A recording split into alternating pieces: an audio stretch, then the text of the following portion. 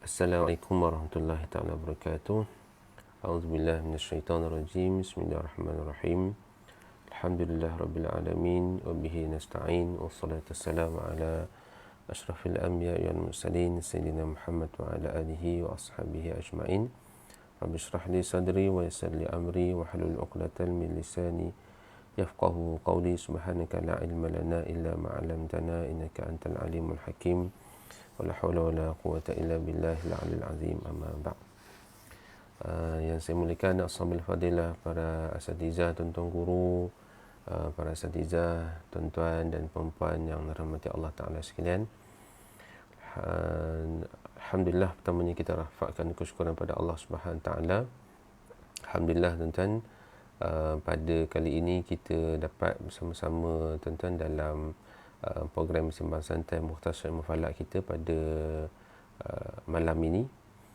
Untuk pengetahuan tuan-tuan, ini adalah rakaman bukan live, kerana pada malam ini di mana ketika mana ianya bersiaran, mungkin saya sedang dalam perjalanan pulang daripada melihat anak bulan untuk penetapan 1 Zulhijjah, berkaitan dengan perayaan Hari Raya Aidiladha, dan juga kita nak meletakkan ayam tasyrik itu, insya-Allah. Jadi tuan-tuan, untuk pengetahuan tuan-tuan, saya ulang sekali lagi, ini adalah siaran rakaman yang telah saya rakam terlebih dahulu untuk kita meneruskan pengajian kita dalam Sembang Santai Mukhtasar Ilmu Falak, insya-Allah tuan-tuan. Jadi sebab tu kalau tuan-tuan tengok pun dalam video ni, tengok cerah dia macam ni, saya rakam ni pada waktu siang insya-Allah. Baik tuan-tuan, alhamdulillah, ribuan terima kasih juga kita ucapkan kepada bahagian falak dan semua umat Jabatan Mufti Negeri Sembilan atas sokongan yang telah diberikan dalam menyediakan platform untuk kita sama-sama dapat berkuliah bersembang santai pada saat ini. Dan insya-Allah tuan-tuan, pada malam ini kita akan menyambung kembali dalam sembang santai Mukhtasar Ilmu Falak kita dalam bab yang kelima. Masih lagi kita membincangkan dalam bab takwim, dan terlebih khususnya kita akan membicarakan tentang sejarah takwim hijri, insya-Allah. Baik tuan-tuan, alhamdulillah, moga-moga Allah Taala memberikan kebaikan pada kita, terutama dengan datangnya bulan Zulhijjah ini, yang kalau kita sebut sebagai bulan haji, insya-Allah. Baik, Zulhijjah itu sendiri pun bermaksud bulan haji Zulhijjah. Nanti insya-Allah pada malam ni kita akan bicara, pada malam ini insya-Allah kita akan bicarakan dengan lebih panjang lebar. Baik, seperti biasa tuan-tuan, kita akan mukadimahkan perbincangan kita ini kepada ayat Quran, iaitu yang juga berkait rapat dengan perbincangan kita pada malam ini, di mana firman Allah Subhanahu wa taala, a'udzubillahi minasyaitonirrajim, yas'alunaka 'anil ahillah qul hiya mawaqitul lin-nasi wal hajj, iaitu petikan daripada surah Al-Baqarah ayat 189, di mana Allah Taala berfirman yang bermaksud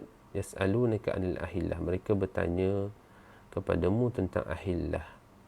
Qul hiya mawaqitu lin-nasi wal hajj, katakanlah ia adalah penetapan masa bagi manusia dan dalam penetapan ibadat haji. Masya-Allah tuan-tuan.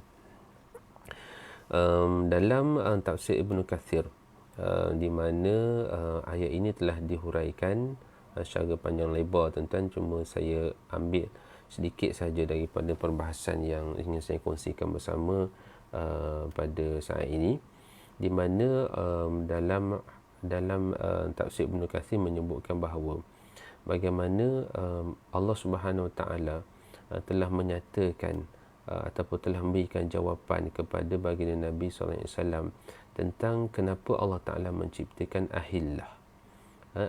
Ahillah ni tuan-tuan, ahillah kalau tuan-tuan tengok di sini, ahillah ini adalah jamak kepada lafaz hilal. Jamak kepada lafaz hilal, maka dia disebut sebagai ahillah dalam jamak taksir.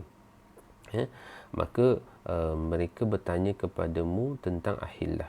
Sebahagian tafsir menyatakan bahawa yang bertanya ini adalah para sahabat. Sebahagian tafsir lagi menyatakan bahawa orang-orang kafir ketika itu bertanya kepada Nabi Muhammad sallallahu alaihi wasallam, apakah hikmah dijadikan hilal itu, yang mana hilal ini adalah bentuk yang kalau tuan-tuan dapat lihat dalam gambaran ataupun dalam slide ini, ada saya sertakan sedikit sekeping gambar.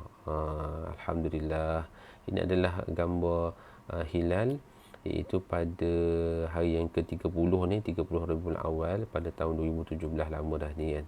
Umurnya pun 28 jam 37 minit. Jadi ini adalah contoh hilal, masya-Allah kan.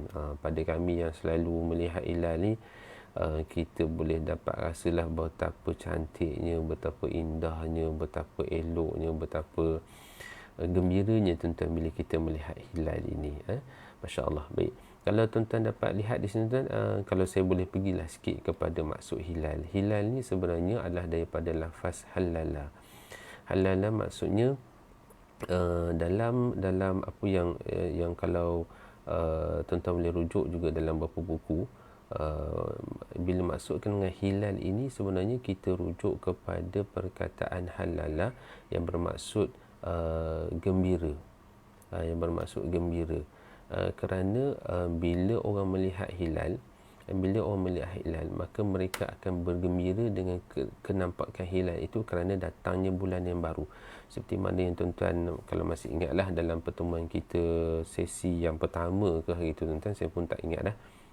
Sesi pertama dalam perbincangan kita berkaitan dengan takwim ini, itu perkataan syahrun, bulan, yang asal daripada perkataan yang maksudnya di situ dimasyhurkan ataupun disebarkan.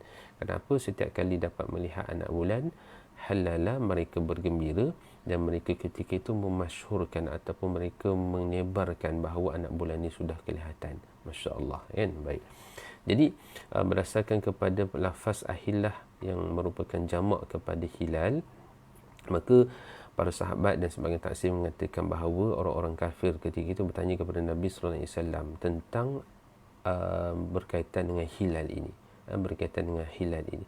Maka Allah Subhanahu taala menjawab bagi pihak baginda Nabi sallallahu alaihi wasallam, qul, katakanlah wahai Muhammad, hiya mawaqitu linnas wal haji, itu ahillah itu adalah petunjuk ataupun suatu rujukan mawaqit, iaitu masa bagi manusia dan juga ibadat haji. Masya-Allah.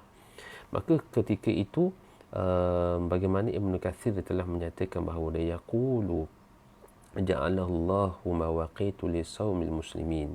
Maka dalam konteks kita ni tuan-tuan, maka Ibnu Katsir menyatakan bahawa Allah Subhanahu taala menjadikan hilal itu adalah mawaqit, iaitu satu ketetapan waktu lisaumil muslimin, untuk orang-orang bagi kita sebagai orang Islam ini untuk menetapkan bilakah untuk kita berpuasa, wa iftarihim, dan juga untuk kita menetapkan bilakah yang disebut sebagai hari raya.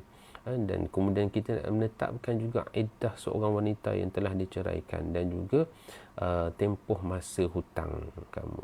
Maka kalau kita lihat di sini bagaimana ini sebenarnya merupakan suatu dalil yang begitu jelas dan begitu kuatlah kalau kita nak bincangkan bahawa bagaimana bila sebutkan tentang hilal ini ataupun kenampakan hilal ini yang menjadi satu asas yang penting untuk kita membincangkan tentang perjalanan penetapan awal bulan itu. Bila masuk satu hari bulan, bulan ini ada 29 ke ataupun 30 harinya, adalah sangat berkait rapat dengan anak bulan ataupun hilal. Maka di sinilah dapat kita kenal pasti dan juga berdasarkan kepada nas-nas yang lain juga daripada Quran maupun daripada hadis Nabi sallallahu alaihi wasallam yang menyebutkan bahawa penetapan hilal ini adalah sangat penting, dan dari sudut aspek takwim yang kita kena gunakan dari sudut ibadat kita ialah takwim qamariyah, sistem takwim qamariyah. Maka kita tak boleh guna sistem takwim syamsiah, kerana sistem takwim syamsiah digunakan dalam aspek yang lain. Dari sudut ibadat kita hendaklah merujuk kepada perbahasan ataupun merujuk kepada sistem takwim qamariyah, kerana berdasarkan kepada ayat surah Al-Baqarah ayat 189 ini, di mana Allah Subhanahu taala menyebutkan bahawa bagaimana hilal itu perlulah dijadikan sandaran ataupun suatu rujukan bagi penetapan waktu bagi manusia boleh jadikan penetapan waktu bagi manusia dan terkhususnya dalam melibatkan ibadah, terkhusus dalam ibadah.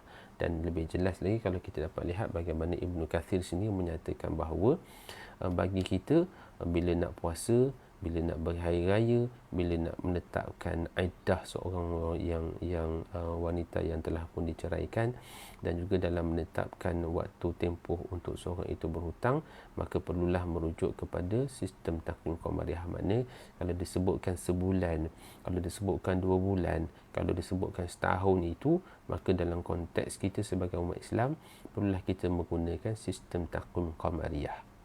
Sistem takwim qamariah, dan ini merupakan satu benda yang telah disepakati oleh para ulama dan merupakan satu benda yang ijma' dan qat'iyah lah, yang kalau kita dapat lihat dalam perjalanan ataupun dalam pandangan para ulama bersandarkan kepada ayat Quran dan juga hadis Nabi sallallahu alaihi wasallam. Baik tuan-tuan ya.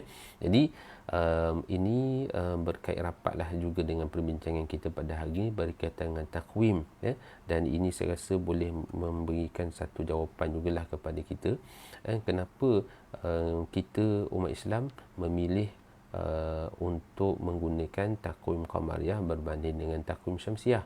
Maka di dalam hal ini tuan-tuan, ianya bukan berkait rapat, bukan hanya tentang sistem yang kita selesa nak gunakan, tetapi ia juga sebenarnya berdasarkan kepada asas yang sangat kukuh, iaitu berdasarkan kepada ayat Quran dan juga hadis Nabi yang jelas menyatakan bahawa kita sebagai umat Islam perlulah menggunakan sistem takwim qamariah sebagai takwim ibadat kita. Dalam bab berpuasa, dalam bab hari raya, dalam bab menetapkan bulan, menetapkan masa, maka perlulah kita merujuk kepada sistem takwim qamariah, insya-Allah. Baik tuan, moga-moga dengan pendahuluan yang ringkas itu dapat kita fahami tentang aspek mengapa kita merujuk kepada sistem takwim qamariah dan bukan merujuk kepada sistem takwim syamsiah dalam aspek ibadat kita, insya-Allah. Baik.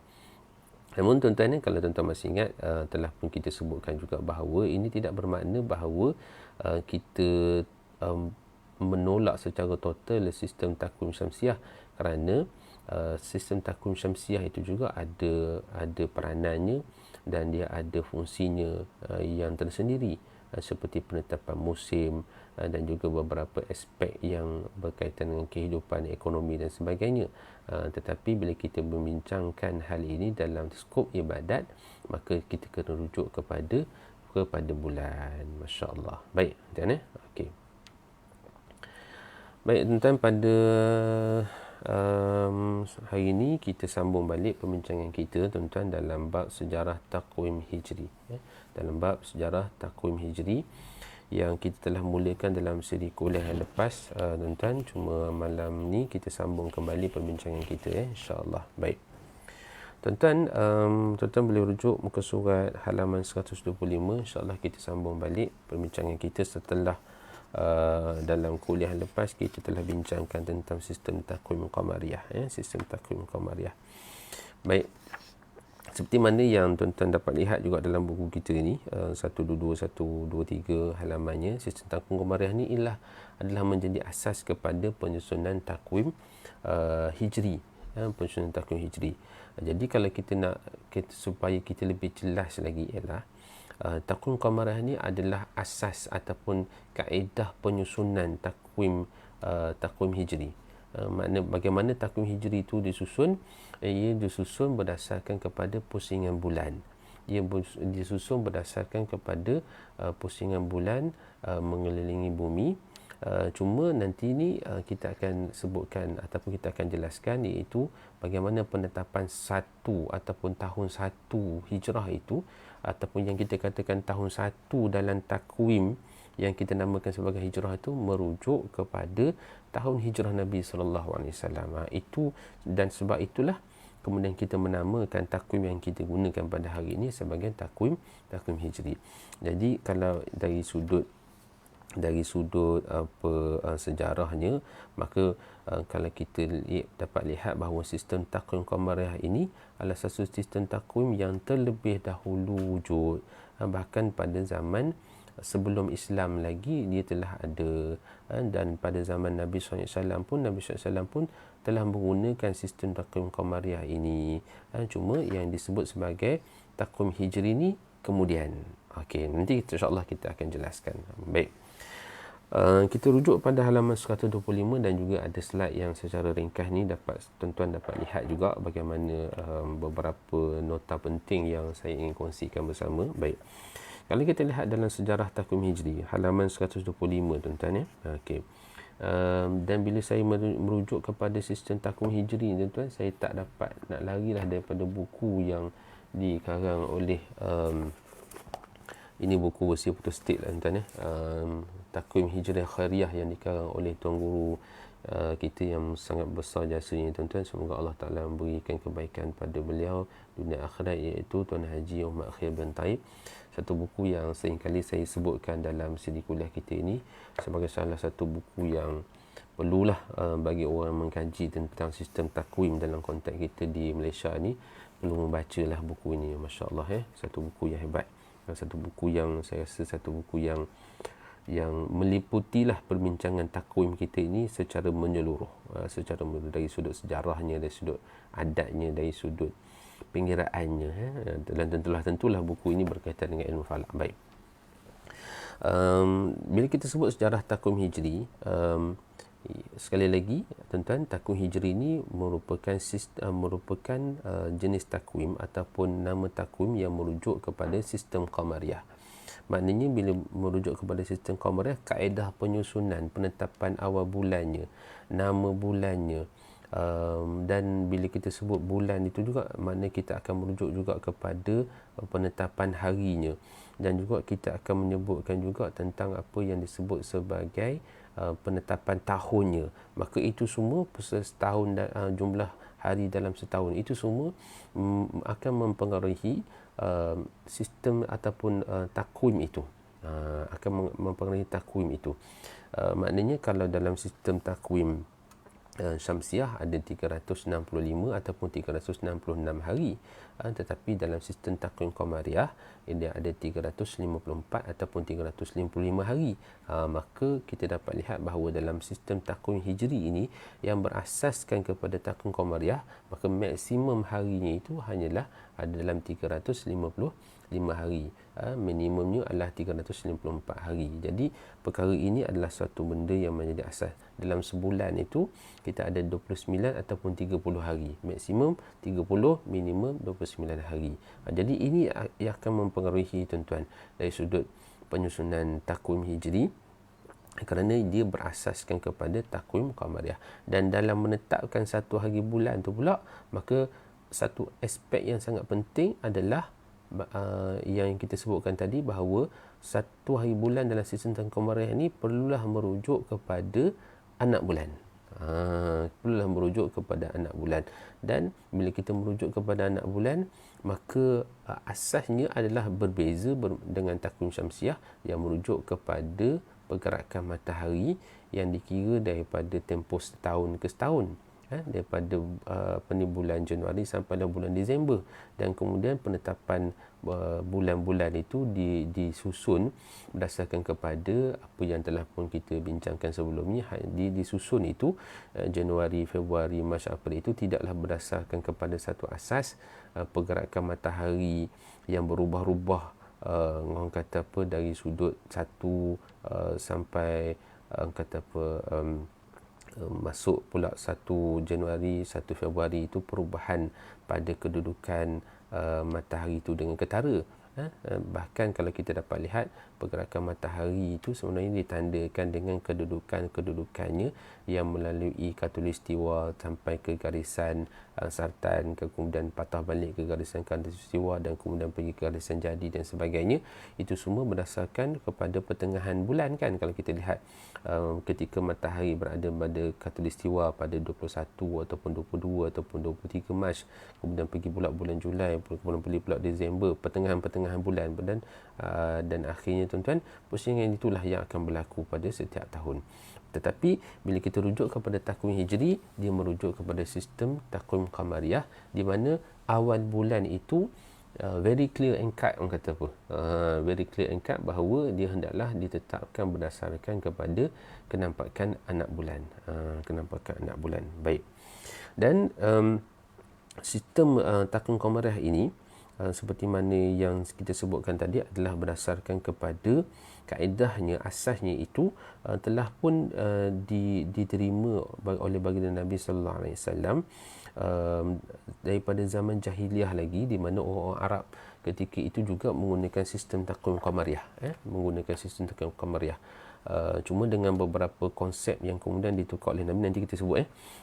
Jadi secara umumnya bahawa sistem takwim hijri ini adalah penerusan daripada apa yang telah ada daripada zaman sebelum Islam. Dan ketika mana zaman baginda Nabi Muhammad sallallahu alaihi wasallam pun Nabi SAW menerima sistem takwim qamariah ini secara umumnya dari sudut kaedah penetapan awal bulan itu dengan melihat hilal dan sebagainya, diterima. Baik. Dan bila kita sebut sistem takwim qamariah ini macam yang kita sebutkan tadi, bahawa maka ada 3 aspek penting lah dalam buku kita ni, tuan-tuan.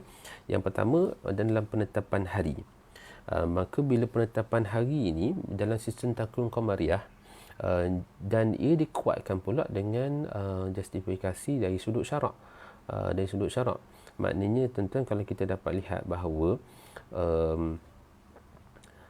bagaimana penetapan hari itu bermula dengan terbenam matahari.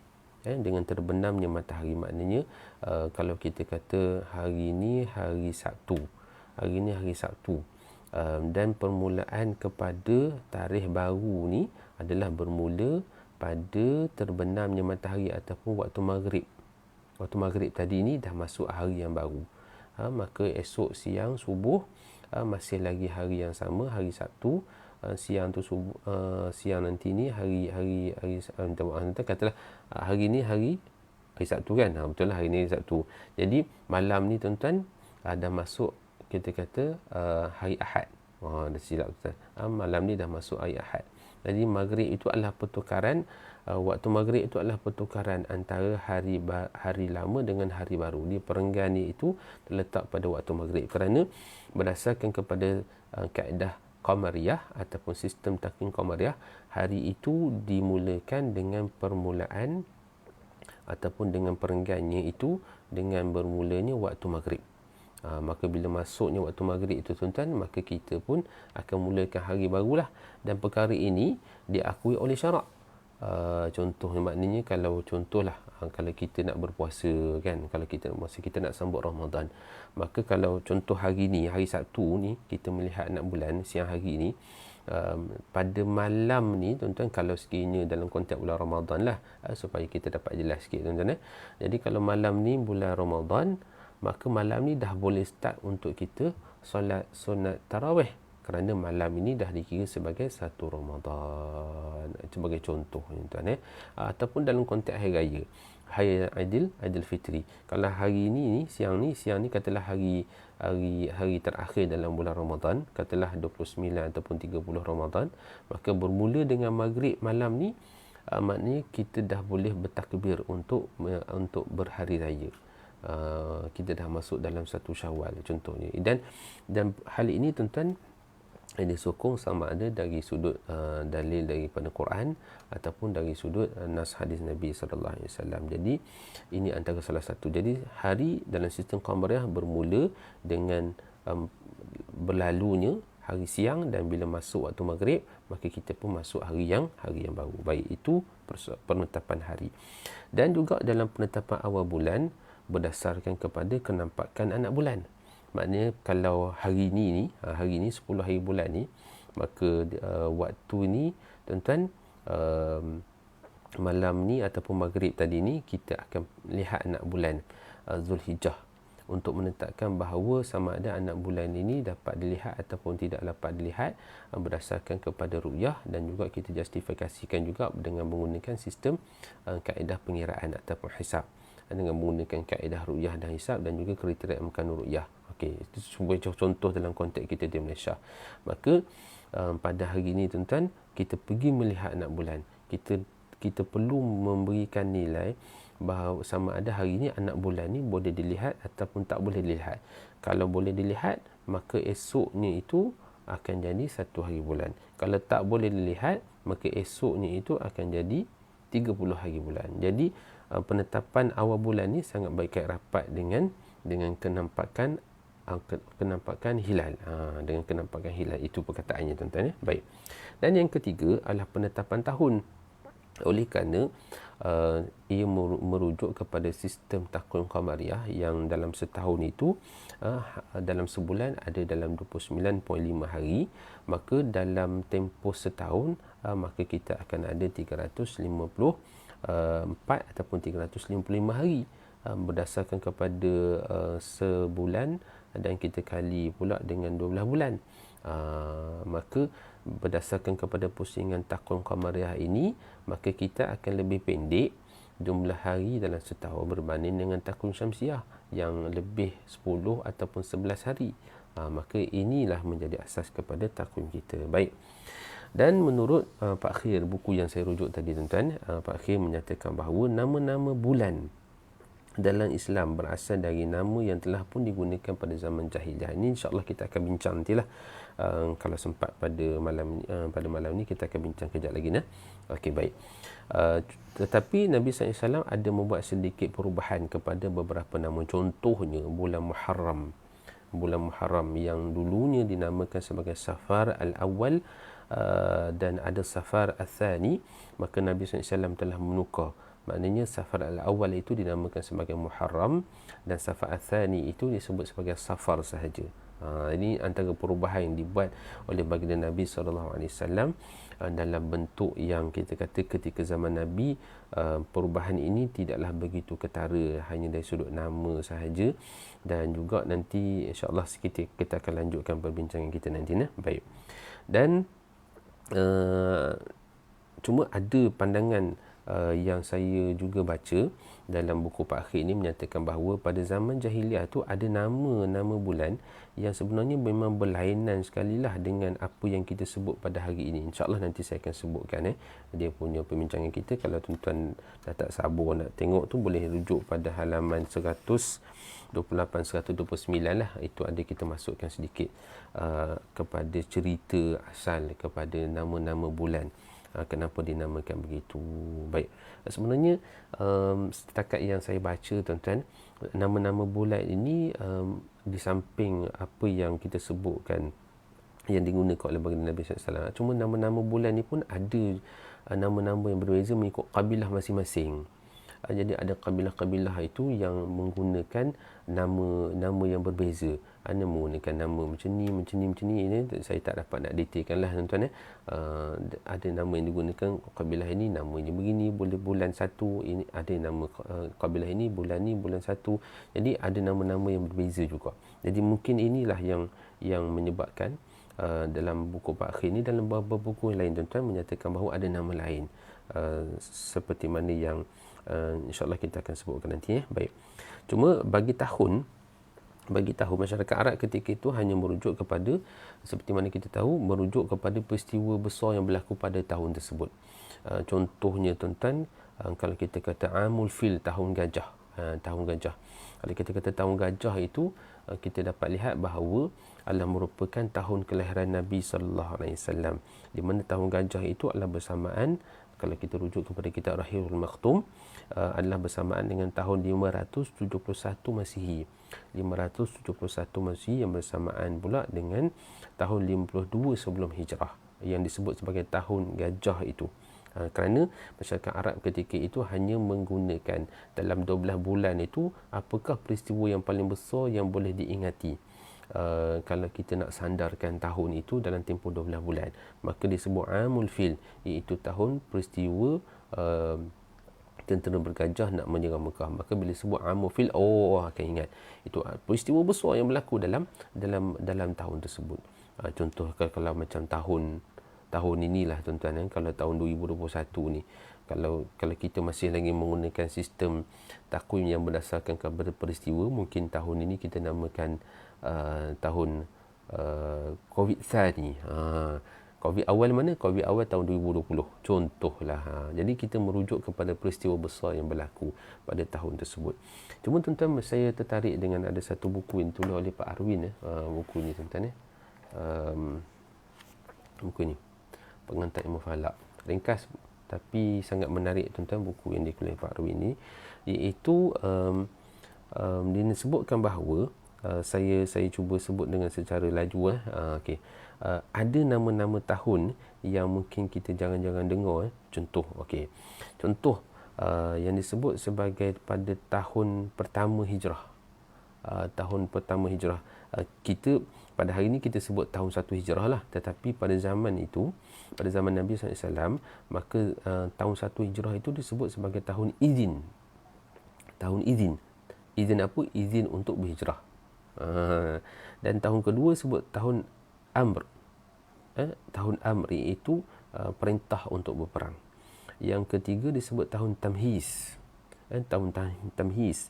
Yang keempat disebut sebagai tahun Tarfiyah. Yang kelima disebut sebagai tahun Zilzal. Yang keenam disebut sebagai tahun Istiqnas. Yang ketujuh disebut sebagai tahun Istiqlab. Yang ke-8 disebut sebagai tahun Istiwa. Yang ke-9 disebut sebagai tahun Bara'ah. Yang ke-10 disebut sebagai tahun Wada'. Masya Allah. Ini antara nama yang disebutkan dalam buku Pak Arwin ini, yang menceritakan tentang nama yang diberikan ketika mana zaman Nabi SAW daripada tahun 1 hingga tahun 10 Hijrah itu ada nama-namanya. Ada nama-namanya, Masya Allah. Baik, kalau tuan-tuan nak dapat tunjuk, boleh tengok dalam buku ni. Okey, baik. Kemudian, sejarah takwim Hijri bermula pada era Khalifah Umar Ibn Khattab. Maknanya tuan-tuan, yang kita sebut sebagai tahun Hijri ini, hanya dikenal dengan takwim Hijri ini adalah pada zaman era Khalifah Umar Ibn Khattab. Okey. Dalam era kepimpinan zaman Nabi SAW, dan juga pada zaman baginda zaman Khalifah Abu Bakar As-Siddiq radhiyallahu anhu, pada zaman baginda Nabi SAW dan juga pada zaman Khalifah Abu Bakar radhiyallahu anhu, maka tidak ada lagi sistem takwim yang kita sebut pada hari ini sebagai sistem takwim Hijri. Sistem takwim Hijri. Kerana pada zaman Sayyidina Abu Bakar, dari sudut pentadbiran pengurusan takwim ini, Sayyidina Abu Bakar hanya menerima sahaja apa yang ada pada zaman Nabi Muhammad sallallahu alaihi wasallam. Dan kalau kita dapat lihat bahawa era kepimpinan Khalifah Abu Bakar As-Siddiq itu dalam tempoh 632 Masihi hingga 634 Masihi, maknanya lebih kurang dalam 2 tahun itu saja. Cuma saya terbacalah, maknanya pada zaman era Khalifah Abu Bakar ini, ialah dari sudut pentadbirannya, dari sudut kegawatan, dari sudut politiknya, menyebabkan ketika itu Sayyidina Abu Bakar tidak dapat nak tumpukan secara sepenuh untuk struktur balik pentadbiran, kerana tugas Sayyidina Abu Bakar ketika itu sangat hebat, sangat besar. Bagaimana beliau mewarisi pentadbiran negara yang sebelum itu ditadbir oleh Nabi dan juga Rasul baginda Muhammad sallallahu alaihi wasallam, kemudian ditadbir pula diteruskan khalifah itu di belakang itu oleh Sayyidina Abu Bakar. Jadi tentulah merupakan satu orang kata apa, tanggungjawab, satu perkara yang sangat besarlah untuk mewarisi legasi yang telah ditinggalkan oleh baginda Nabi Muhammad sallallahu alaihi wasallam. Sebagai suatu perkara yang sangat besar. Ini bukan benda kecil lah. Bila Sayyidina Abu Bakar menerima tanggungjawab sebagai khalifah itu, mewaris istilahnya, kalau saya boleh guna, kalau boleh dikira tepat, mewarisi tugas yang telah pun ditinggalkan oleh baginda Nabi SAW, satu tugas yang besar lah. Dan kalau kita lihat zaman Sayyidina Abu Bakar ni tak lama, lebih kurang dalam tempoh 2 tahun. Dalam tempoh 2 tahun itulah Sayyidina Abu Bakar terpaksa menguruskan hal-hal berkaitan dengan orang-orang yang murtad, orang yang tak mahu mengeluarkan zakat, dan kemudian tidak mahu menerima Khalifah Abu Bakar sebagai pemerintah ketika itu. Dan perkara ini menyebabkan berlaku banyaknya peperangan dan juga proses penstabilan yang berlaku pada zaman Sayyidina Abu Bakar. Baik. Kemudian selepas itu, seperti mana kita tahu bahawa pelantikan setelah wafatnya Sayyidina Abu Bakar, maka selepas itu dilantik pula Sayyidina Umar sebagai khalifah.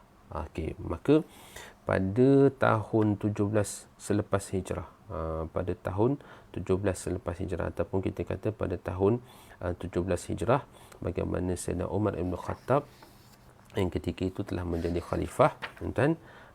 Pada, kalau kita lihat tuan-tuan, 17 hijrah ini bersamaan dengan tahun 638 Masihi.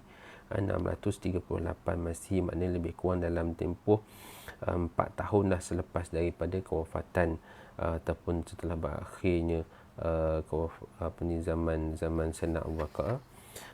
Ketika itulah baru umat Islam ketika itu ataupun Sayyidina Umar ketika itu melihat bahawa perlunya umat Islam ini mempunyai satu kaedah ataupun satu kalender yang lebih sistematik.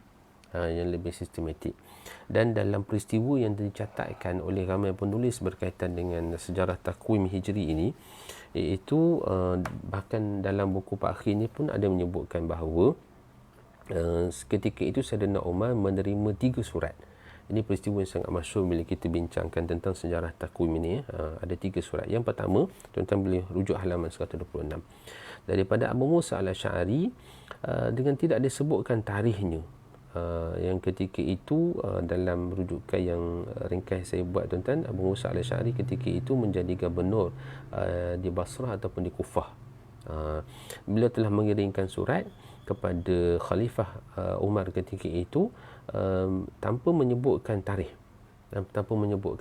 Maka ketika itu surat itu sampai tanpa menyebutkan tarikh, dan kita pun fahamlah dengan secara pentadbiran, tuan-tuan, kalau kita terima surat mohon nak beritahu kepada kita satu perkara tanpa ada tarikh disebutkan dalam surat itu, maka kita akan jadi suatu masalah. Sebenarnya yang diminta ini bila tambahan pada zaman dulu, tuan-tuan, surat ini kemungkinan akan sampai dalam orang kata lewat daripada masa yang telah pun ditetapkan, kerana ialah zaman dulu tak ada. Khususnya surat ini disampaikan secara manual, disampaikan oleh pengutus surat itu. Yang kedua, oleh Gubernur Mesir yang hanya menyebutkan syuhur Sya'ban, iaitu wallahu alam, tuan-tuan, setakat yang saya rujuk, Gubernur Mesir ini pada zaman 306 dalam sekitar 17 Hijrah ataupun dalam tahun 638 Masihi ini, kalau kita ikutkan sahabat Nabi Amr bin As, wallahu alam, tuan-tuan, telah menulis surat dengan menyatakan bulan Sya'ban. Dan kebanyakan pengarang-pengarang buku berkaitan dengan sejarah takwim hijri sangat meng-highlightkan surat ini, kerana menyatakan bulan Sya'ban, tetapi bulan Sya'ban tahun bila? Bulan Sya'ban tahun ni ke? Bulan Sya'ban tahun sebelum ini ke? Yang mungkin surat ini sampai lambat. Jadi ini menyebabkan ketika itu Sayyidina Umar jadi macam confused. Yang ketiga, Ya'la ibnu Umayyah, yang mana beliau menulis, beliau bertugas di Yaman ketika itu, menulis surat kepada khalifah dengan menyatakan ini menarik, tahun hijrah Nabi sallallahu alaihi wasallam. Okey. Dan berdasarkan kepada 3 surat inilah, akhirnya Sayyidina Umar melihat bahawa perlu kita susun balik sistem takwim kita ini supaya selaras ataupun supaya senang untuk kita kenal pasti bagaimana tahun yang disebutkan. Bila kita sebut tahun 1, bila sebut tahun 2, sebut tahun 3 ini, maka dia jelas. Kalau tulis surat tapi tak tulis tahun, hanya menyebutkan bulan sahaja, ataupun kalau ditulis, ada yang tulis tahun hijrah, ada yang tulis tahun kewafatan Nabi, ada yang tulis tahun daripada kelahiran Nabi, maka ini nampak macam tak selaras, ataupun dia tidak ada penyeragaman yang menyebabkan ketika itu ada masalah dari sudut pentadbiran. kan tuan-tuan yang kerja di jabatan ataupun kerja di syarikat-syarikat, sistem tarikh ini pun sangat penting kan. Bahkan kalau kita utus surat pada orang hari ini tuan-tuan, maka dari sudut surat rasmi kita kena nyatakan surat tuan yang bertarikh sekian, maka kita respon berdasarkan kepada surat tersebut. Jadi dia mudah dari sudut pentadbiran. Masya Allah tuan-tuan. Maka ketika itu Allah Ta'ala mengilhamkan kepada Sayyidina Umar untuk melihat bahawa adanya keperluan untuk restruktur balik tuan-tuan takwim yang telah digunakan oleh umat Islam. Baik. Maka di peringkat awal ni tuan-tuan, pada halaman 126 ni tuan-tuan boleh rujuk, pada peringkat awal ni di mana Sayyidina Umar telah panggil para sahabat untuk berbincang bagaimana, adakah sesuai untuk kita struktur balik takwim yang kita gunakan sekarang ini. Maka ketika itu para sahabat secara umumnya setuju bahawa kita kena struktur balik takwim ini. Cuma isu utamanya adalah bagaimana kita nak susun takwim ini. Kita nak bersandarkan kepada tahun yang disebut tahun satu tu kita nak letakkan kepada tahun mana, ataupun bersandarkan kepada peristiwa apa, ataupun berdasarkan kepada kita nak patah balik ke belakang tu, nak berdasarkan kepada tahun di mana dia punya awal tahun itu. Baik. Maka ketika itu tuan-tuan, para sahabat pelbagai cadangan lah, ada yang menyatakan bahawa kita rujuk kepada takwim ataupun tahun seperti orang Rom, seperti orang Parsi, dalam buku Pak Selamat Hambali tuan-tuan. Dalam buku Pak Selamat Hambali, ini buku ni tuan-tuan, Almanak Sepanjang Masa ini, Masya Allah, seorang ulama ilmuwan falak yang sangat hebat, Pak Selamat Hambali. Alhamdulillah dapat ketemu hari itu. Antaranya tuan-tuan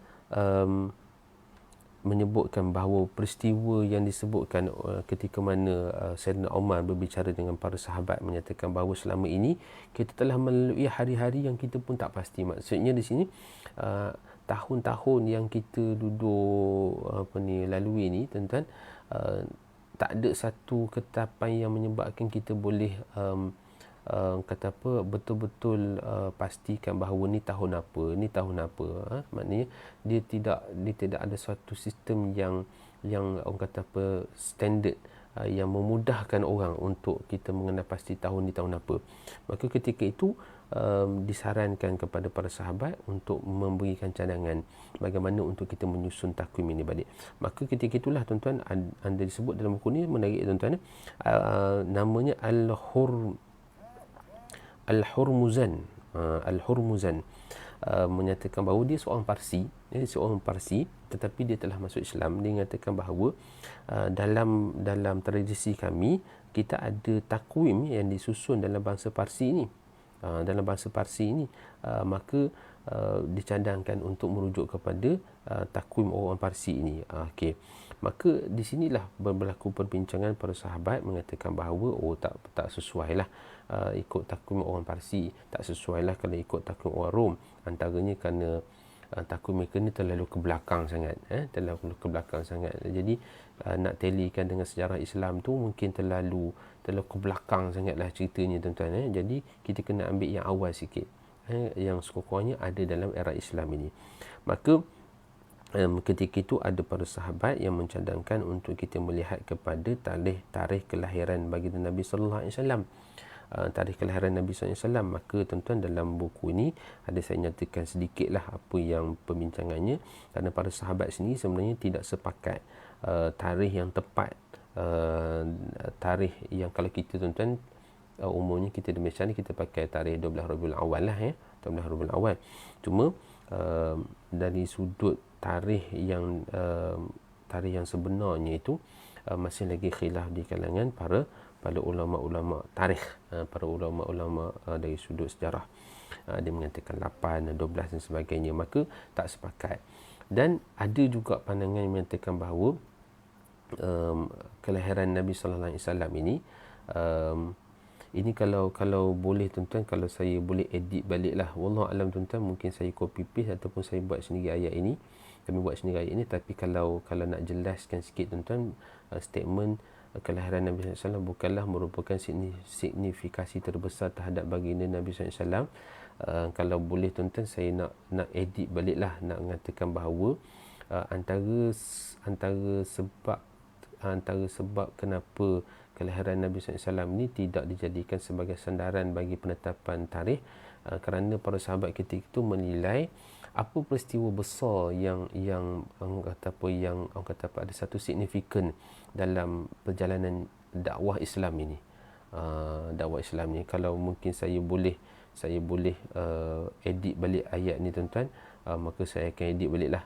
Maknanya kelahiran Nabi SAW itu, maulud Nabi SAW itu merupakan satu peristiwa yang sangat besar lah bagi kita umat Islam. Bahkan bagi rahmatan lil alamin, kelahiran Nabi SAW itu adalah satu rahmat bagi seluruh alam tuan-tuan. Mungkin saya takut orang tersalah faham dalam ayat ini, mengatakan bahawa kelahiran Nabi itu bukanlah satu signifikan besar. Tentu sekali lah Nabi SAW itu kedatangannya wa ma arsalnaka illa rahmatan lil alamin. Tentu sekali lah Nabi SAW merupakan rahmat kepada seluruh alam. Tapi maksud yang kami nak sampaikan dalam ayat ini adalah bagaimana peristiwa hijrah itu dipilih nanti ini kerana dia ada satu signifikan besarnya dalam perjalanan dakwah Nabi SAW. Baik. Dan persamaan pula kalau kita lihat, ada para sahabat yang berhujah bahawa kalau kita pilih tarikh kelahiran Nabi, maka kita seolah-olah sama macam orang Nasrani yang memilih tahun yang disebut sebagai tahun kelahiran Nabi Isa itu. Kerana bagi orang Nasrani, mereka menganggap percaya bahawa Nabi Isa itu adalah Tuhan ataupun anak Tuhan. Maka sebab itulah tarikh kelahiran itu merupakan satu benda yang besar. Berbanding dengan umat Islam, Nabi SAW itu lahirnya itu adalah satu rahmat, satu peristiwa besar yang sangat memberikan nikmat tuan-tuan kepada kita sebagai umat Islam, bahkan kepada seluruh alam. Namun dalam perjalanan kehidupan Nabi SAW, nak cari lagi satu peristiwa yang lebih ada signifikan yang besar, maka ketika itulah tuan-tuan, disebutkan dalam buku Pak Arwin ini, dikemukakan oleh Sayyidina Ali cadangan ini, iaitu dengan merujuk kepada peristiwa hijrah. Maka ketika itulah tuan-tuan, peristiwa hijrah ini dijadikan sebagai tanda, sebagai suatu peristiwa yang dalam tahun itu adalah tahun hijrah, tahun hijrah Nabi sallallahu alaihi wasallam. Maka pada tahun itulah diletakkan tahun 1, tahun pertama dalam kalender yang disebut kemudian sebagai takwim hijri. Takwim hijri. Maknanya kalau kita sebut takwim hijri ini, dari sudut kaedah penyusunannya adalah qamariyah, tetapi tahun 1 itu merujuk kepada tahun hijrah Nabi sallallahu alaihi wasallam daripada Mekah ke Madinah. Wallahu alam tu, kalau mungkin kalau ketika itu Sayyidina Umar dan juga para sahabat yang sedang bermusyarat ketika itu setuju tahun kelahiran Nabi, mungkin kita namakan sebagai tahun Maulud contohnya. Ataupun ada sahabat yang kata rujuk kepada tahun penurunan Al-Quran yang pertama, mungkin kita sebut takwim tanzil, kerana merujuk kepada penurunan Al-Quran. Tetapi bila merujuk kepada tahun takwim hijri, maka dia merujuk pada tahun itu berlaku peristiwa hijrah Nabi sallallahu alaihi wasallam daripada Mekah ke Madinah. Baik. Dan pada satu tarikh yang sangat bersejarah tuan-tuan, ada saya nyatakan juga dalam ni, iaitu satu tarikh penting, iaitu pada hari Rabu 20 Jamadil akhir pada tahun 17 Hijrah. Ni taruhnya tuan-tuan, 20 Jamadil akhir tahun 17 Hijrah, yang kalau saya convert berdasarkan kepada takwim istilahi bersamaan dengan 10 Jun 638 Masihi, 10 Jun 638 Masihi, yang mana ketika itu tuan-tuan, pemerintahan Sayyidina Umar telah melepasi 2 tahun lebih pemerintahannya. Maka ketika itulah mesyuarat ataupun khalifah ketika itu telah menetapkan bahawa takwim yang digunakan oleh umat Islam ni kena struktur balik, dan ketika itu tahun 1 itu disusun berdasarkan kepada tahun hijrah Nabi SAW daripada Mekah ke Madinah. Maka dalam buku ni ada saya nyatakan bahawa berdasarkan kepada pinggiran-pinggiran yang telah dibuatkan oleh para pakar-pakar ataupun ulama-ulama kita, ilmuwan kita, berdasarkan kepada sejarahnya, berdasarkan kepada tarikhnya itu, antaranya tuan-tuan, kiraan yang telah digunakan oleh guru besar kita dalam ilmu falak ini, iaitu Syekh Tahir Jalaluddin, menyatakan bahawa peristiwa Nabi SAW sampai ke Madinah itu merujuk kepada Quba ialah pada hari Isnin 9 Rabiul Awal tahun 1 Hijrah bersamaan dengan 20 September tahun 622 Masihi. Jadi maknanya tuan-tuan, ketika mana kita menyambut awal Muharram itu awal Muharram itu yang kita raikan, kita ceritakan balik peristiwa hijrah, maka peristiwa hijrah Nabi SAW daripada Mekah ke Madinah itu bukanlah berlaku pada bulan Muharram.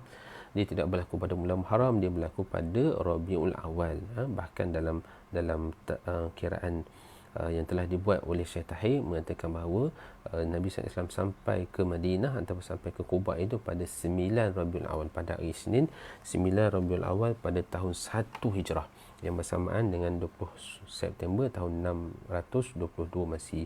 Jadi yang disebut sebagai tahun 1 Hijrah, 1 Muharram, tahun 1 Hijrah tu mulai bila?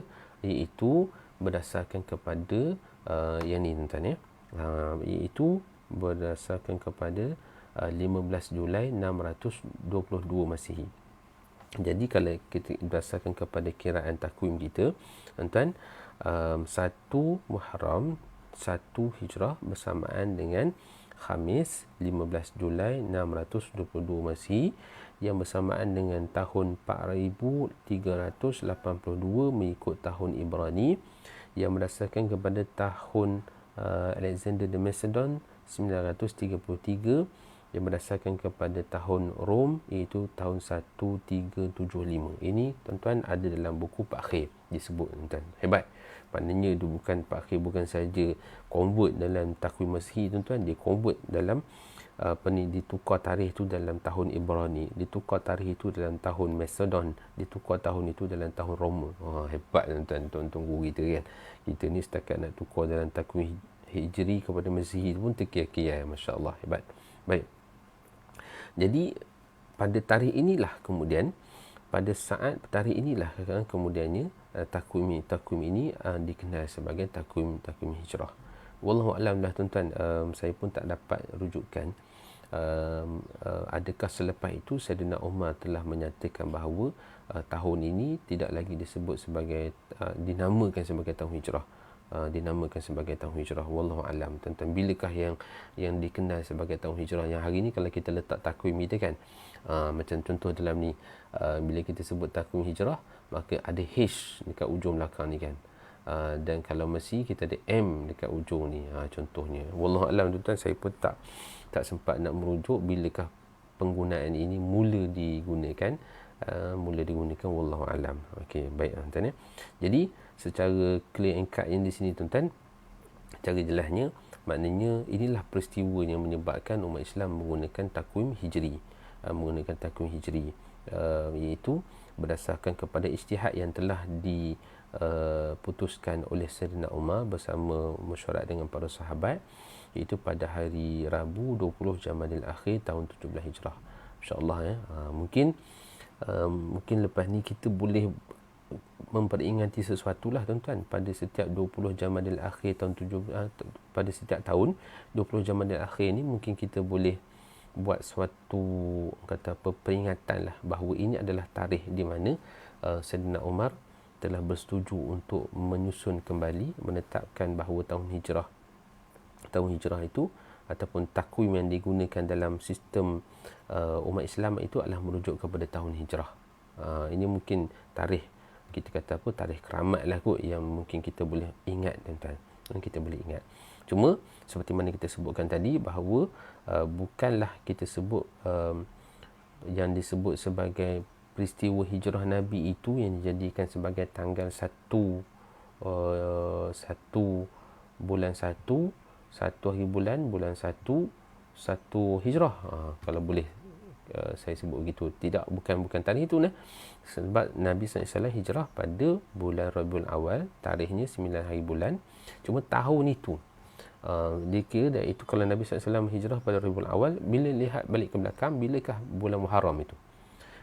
Tetap juga dikira, bulan Muharram itu dikira sebagai tahun ataupun bulan pertama. Tidaklah dikira sebagai bulan hijrah Nabi itu sebagai bulan pertama, tidak.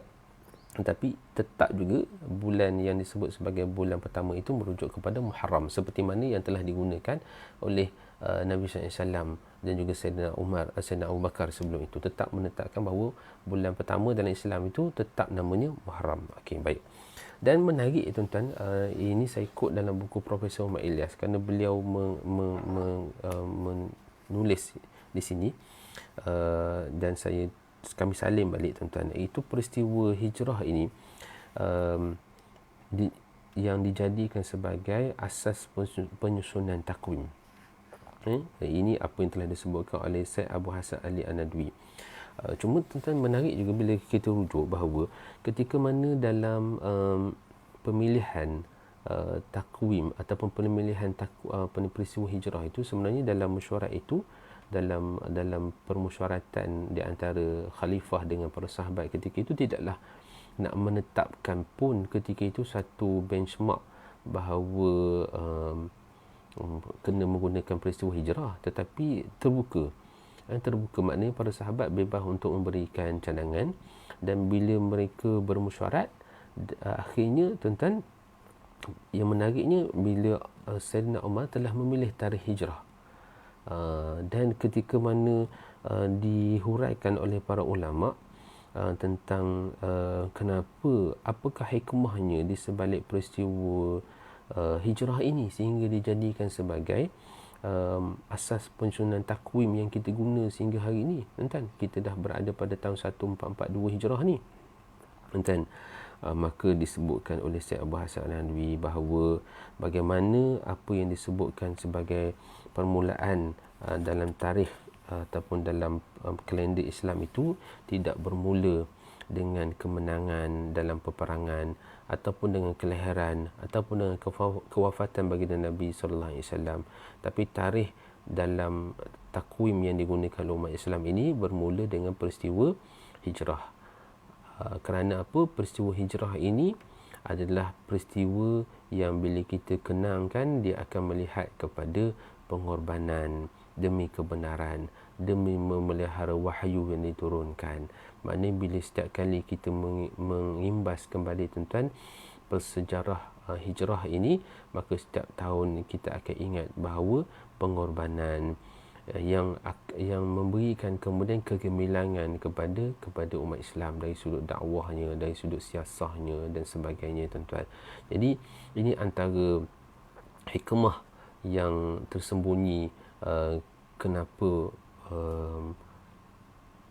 Allah Ta'ala mentakdirkan Sayyidina Umar memilih tahun hijrah itu, kerana setiap kali kita menyebut tentang masuknya tahun baru, kita nak masuk 1443 ni, tuan-tuan, setiap kali masuk tahun baru, maka kita akan kenangkan bahawa pengorbanan yang telah dilakukan oleh orang-orang muhajir, oleh orang-orang ansar, yang disebut sebagai juga sebagai orang-orang yang awal dalam Islam, pengorbanan yang mereka lakukan setiap kali tahun baru, tuan-tuan, kita akan kenangkan pengorbanan, kita akan kenangkan segala susah payah mereka yang mereka telah berikan kepada Islam. Untuk apa? Untuk suatu kegemilangan, untuk suatu perkara yang hasil daripada pengorbanan mereka itulah yang takdir Allah Subhanahu Wa Taala, tuan-tuan, Islam terus berkembang di bumi Madinah. Maka ini antara salah satu daripada peristiwa yang disebutkan oleh Syed Abu Hasan Al-Nadwi. Baik, tuan-tuan. Okey, sedikit tuan-tuan sebelum kita dah sampai kat ujung-ujung masa kuliah kita ni, kita pergi pula pada nama-nama bulan dan maknanya. Okey, baik. Ni tuan-tuan ada juga saya paparkan dekat slide ni, bulan Muharram, Safar, Rabiul Awal dan sebagainya, ada 12 bulan. Okey. Tuan-tuan, dalam kuliah yang lepas ada sahabat kita bertanya tentang nama-nama bulan ni kan. Nama-nama bulan. Sebenarnya seperti mana yang saya sebutkan sebelum ni lah, sebenarnya nama-nama bulan dalam bahasa Arab ni ada sedikit perbezaan lah dari sudut sebutan dalam bahasa Melayu kita ni. Contohnya bulan Muharram kita sebut Muharram lah, bulan Safar kita sebut Safar. Contohnya kalau kita sebut sebagai bulan Jamadil Awal, Jamadil Awal dengan Jamadil Akhir, dari sudut sebutannya Jamadil Ula, Jamadil Ukhra, ataupun kalau kita sebut pada bulan Zulkaidah, kita sebut Zulkaidah kan, kita ada bulan Zulkaidah, asal sebutan yang fasih dalam bahasa Arab adalah Zulqa'dah. Cuma tuan-tuan, saya sedikitlah sebagai komen ataupun sebagai satu panduan lah kot, yang kalau tuan-tuan boleh terima, ini adalah istilah dalam bahasa Arab. Kalau kita nak merujuk kepada term bahasa Arab, maka inilah cara sebutannya. Cara sebutannya ada yang menyebut Jamadal, ada yang sebut Jumadal dan sebagainya. Itu antara kaedah menyebut dalam bahasa Arab.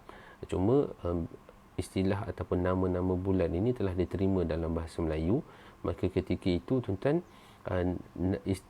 gaya ataupun sebutannya pun disesuaikan dengan gaya sebutan orang Melayu.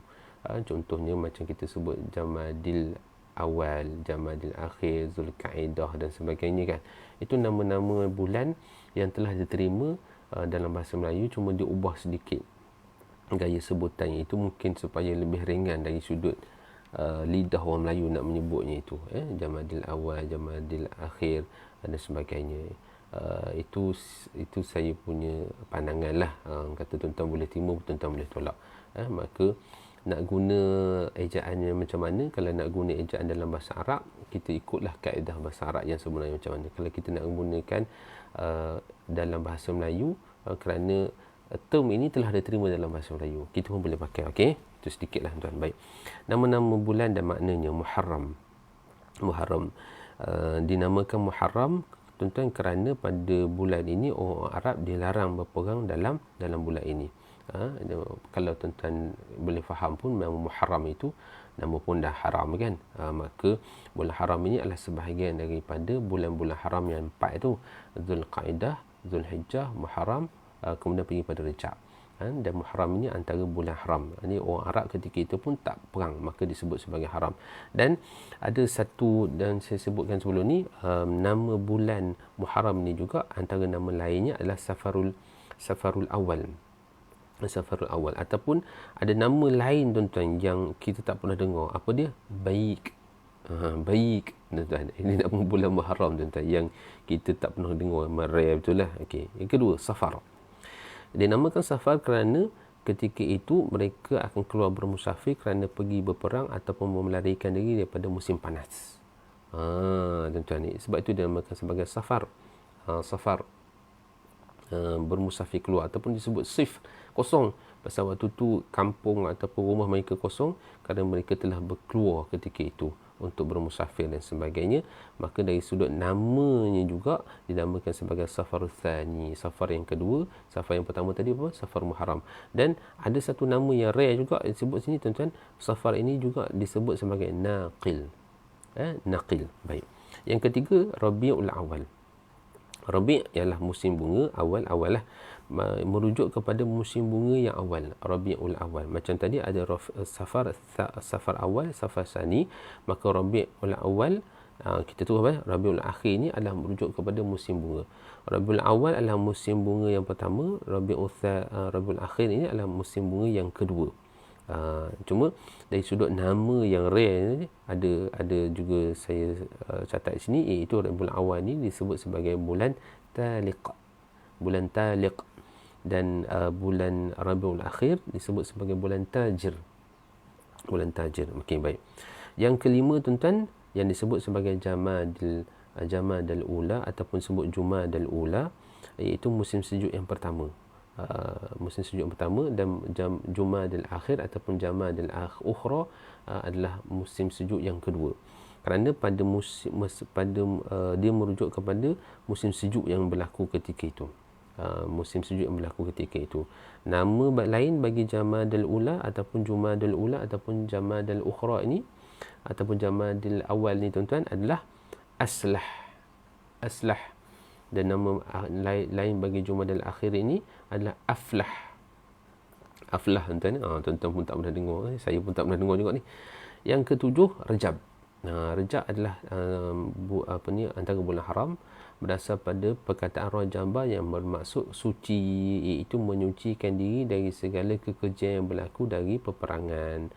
Maka ketika mana bulan-bulan lain ni tuan-tuan, dia orang berperang, jadi bulan Rejab ni mereka declare angkat senjata balik, letak senjata balik, gencatan senjata. Dan nama lain bagi Rejab ni adalah Aslak. Yang ke-8, Sya'ban, berasal daripada perkataan Sya'ban, iaitu pergi ke arah yang berlainan, kerana mereka ketika itu setelah bulan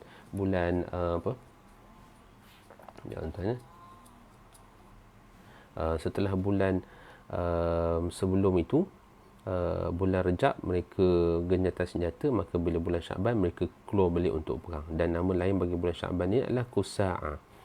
Ramadan, berasal dari ini, saya rasa yang paling kita ramai tahu lah, Ramadan merujuk kepada panas. Panas kerana bulan Ramadan ini biasanya panas di negara Arab ketika itu. Dan antara nama lain bagi Ramadan ini adalah Zahir. Zahir. Yang ke-10, bulan Syawal, kerana merujuk kepada istilah syala itu yang merujuk kepada panas, itu menyebabkan ketika itu unta yang berjalan di padang pasir terangkat dia punya bawahnya itu, dekat perutnya itu, dan mulutnya itu pun akan nampak macam terangkat-angkat. Kerana ketika itulah tuan-tuan, mereka menamakan kerana panasnya ketika bulan Syawal itu. Dan nama lain bagi Syawal ini adalah Bats. Bats. Baik. Yang ke-11 iaitu bulan Zulqa'dah ataupun disebut bulan Zulqa'dah. Bulan Zulqa'dah yang bermaksud Zul punya Qa'idah ataupun Qa'dah ini merujuk kepada duduk ataupun rehat. Kerana pada bulan ini dia mula balik tuan-tuan, pada bulan haram, maka mereka ketika itu dalam bulan ini mereka tidak akan berperang. Dan nama lain bagi bulan Zulqa'dah ini bulan Haqq. Okey. Yang terakhir itu bulan Zulhijjah. Zul punya, Hijjah haji, dan bulan Zulhijjah ini kita dah masuk dalam bulan Zulhijjah ini, dan dinamakan bulan haji kerana dalam ibadat dalam bulan ini adalah kemuncak kepada ibadat haji, dan nama lain disebutkan adalah Nai'ish, tuan, nama bulan Zulhijjah ini. Baik. Okey, alhamdulillah kita dah sampai ke penghujung kuliah kita ni tuan-tuan. Cuma sedikitlah tambahan daripada nama-nama bulan ini. Di samping nama-nama bulan juga tuan-tuan, mereka ada gelaran-gelaran lah yang diberikan. Macam contoh kita sebut, kalau kita hari ni disebut bulan Ramadan Al-Mubarak, ada gelarannya itu. Maka dalam kitab Al-Azminatu Wal-Amkinatu, ini kitab yang disyarahkan oleh Tuan Guru kita Al-Fadhil Ustaz Nafiah, disebut bahawa antaranya bila disebut Jamadil Awal ataupun Jamadil Akhir, disebut juga sebagai bulan Syaiban.